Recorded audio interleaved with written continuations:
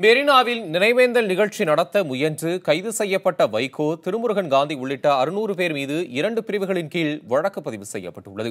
இலங்கை உள்நாட்டுப் போரில் கொல்லப்பட்ட தமிழர்களுக்கு நினைவேந்தல் நிகழ்ச்சி நடத்த பல்வேறு இயக்கங்கள் அழைப்பு விடுத்திருந்தன.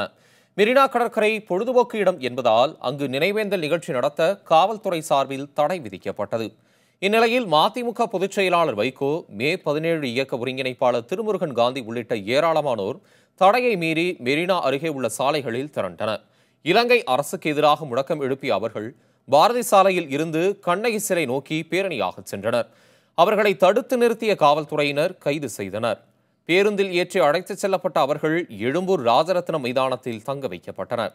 அங்கு மெழுகுபத்தி ஏந்தி நினைவேந்தல் நடத்திய அவர்கள் இலங்கை போரில் கொல்லப்பட்ட தமிழர்களுக்கு அஞ்சலி செலுத்தினர். பின்னர் கைது செய்யப்பட்ட அனைவரையும் காவல்துறையினர் விடுவித்தனர். அவர்கள் மீது சட்டவிரோதமாக கூடியது, உத்தரவை மதிக்காதது ஆகிய பிரிவுகளின் கீழ் வழக்கு பதிவு செய்யப்பட்டுள்ளது.